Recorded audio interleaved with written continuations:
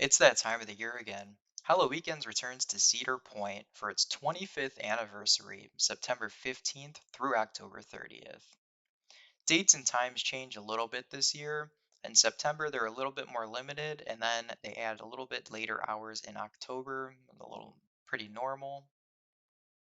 So we'll get right into the scare mazes. So these are indoor haunted houses. First up is Bloodbath, new this year, which will be replacing Deprivation. This haunted house seems very reminiscent of the old Club Blood that used to be in the Pavilion building right by the park's entrance. Hopefully, it's a little bit better because that was not my favorite haunted house personally, but only time will tell. Next up is Fairground Freak Show. While I love the theme of this haunted house, I feel that the scaring part of it has always been a little bit lacking. I'm hoping this year maybe they step it up a little bit. My personal favorite part of this haunted house is the gentleman that's standing outside in like the tall scaffolding, yelling at everybody or telling people to come check out his haunted house. If you've been or you will be going this year, you'll know what I mean. Next up is Hexed Black Magic. This is a witch's lair, which is usually a dark haunted house. So in the past, they've given you a flashlight that you have to walk around inside and kind of find your way. Sometimes, depending on who you're with, there might be too large of a group. I hate it. People sometimes bring their phone out. Please don't do that. And then also, depending on how long your battery's been used, your flashlight might be really dark or it might be pretty light. So it's a different experience every time. Next up, we have Slaughterhouse. Slaughterhouse is on the Frontier Trail. I don't really like this one because they have it's like a blow up walkthrough thing, like for the pigs or something. The theming's pretty good though, and I love standing underneath Millennium Force as it's operating because it's just an awesome coaster. So looking forward to this one as well.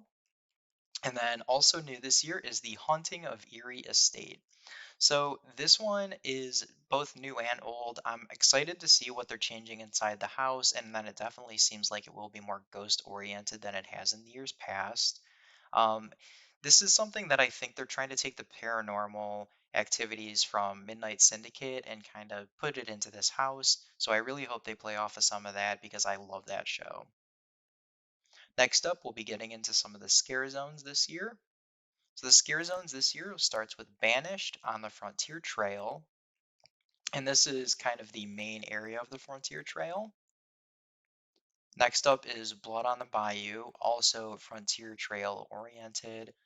This is where the Adventure Island area is. So there is a lot of walking involved with this one, but you're very like set apart from the rest of the park. So it's really a great experience to be able to get back there during the night.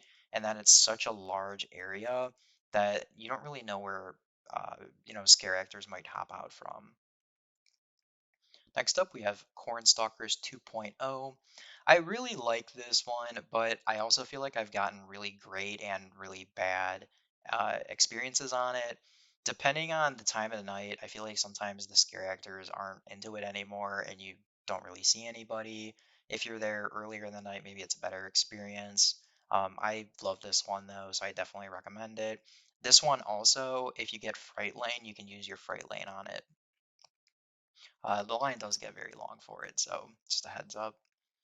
Cutthroat Cove. This will be underneath the Maverick area. I love the theming of it. It's pirates and ships and all that sort of thing. And I could probably walk through this one 100 times in one night because I just really, really enjoy the theming. Definitely check it out. Harvest Fear is a right by the museum area. It's one of the smaller scare zones, and I haven't noticed in the past that there's been a ton of scare actors, so this is a little bit more tame of an area. And then Tombstone Territory. This one again, it's pretty neat because they have scare actors walking around dressed up as like cowboys. They have some horses that are skeletons. So this one's pretty neat. I definitely like this one quite a bit. And then it's a little bit more tame, I'd say, as well. So ride availability. So on Saturdays and Sundays, the rides will be more normal. On Thursdays and Fridays, however, certain rides will be closed. So make sure you check before you go that your ride you would like to go on is actually going to be open. I know in the past as well, which it didn't mention anywhere on the website, is we've gotten to the park on, say, like a Friday night, and the rides didn't open until like an hour after the park had opened. So that's something maybe to keep note of, or might be worth calling ahead to see if that's going to be the case this year as well. And then also, all kiddie rides will be closing at 10 o'clock, or all kids areas. So that'll be mostly the Kiddie Kingdom area. Right. Oops. Moving right along into the extras. So Fright Lane. Fright Lane in September and very first weekend in October is cheaper, and then prices do go up in October when the crowds start coming in. In my personal experience, we have never bought it, and I don't really think it's necessary unless you have to get everything done in one night. We usually go 2 or 3 times, so we don't really worry too much about doing everything one night. I'd say between 2 nights, we can get done every haunted house, scare zone, and usually get an extra one or two in that we do twice. Depending on this year, deprivation especially was usually a walk-in. So now that that's gone, it's not going to be quite as difficult. And then also the Nobu necklaces are back this year. So these are necklaces you wear around your neck that light up and flash, and it tells the scare actors that you're not really into being scared. So great for young kids or people who just don't really enjoy it. It reduces your likelihood of getting scared, but there still is a chance. And then these can be used in the scare zones, but they cannot be used in any of the mazes. In my personal experiences in the past, I really like being scared, so we try to stay a little further away from groups that we know that people have the boot necklaces, because if you're closer to them, the scare actors will act a little differently and you might not get the fright that you're looking for. All right, so next up we have shows and activities. So Festival of Fear is two parts. It's in the pavilion area where they have a lot of the shows by Iron Dragon. So this is the opening ceremonies with Mr. Midnight this year, and that is at 7 o'clock Thursday, Friday, and Saturday. And then they also have Raging Inferno and the Skin and Bones bands, and this is like dueling musical bands. And then they have the Shrieks, which is a dancing group and some different music playing. So Midnight Hour, 25 Years of Halloweekends with Midnight Syndicate is a music experience. It is one of the best things you can do for Halloweekends, in my opinion. I definitely recommend checking it out. Slash Mob is a flash mob. The Fantastics is a vampire music activity, or not activity, watch the show. The Telltale Heart is a storytelling of the Telltale Heart by Edgar Allan Poe. Last year it was somebody dressed up as like a prisoner. It was very cool. It's in the glass blowing area. I would check it out if you have the time. Dead End Kitchen Alley is food trucks. And then the fortune tellers, as the name is, are fortune tellers. We do this every year. It's a fun activity.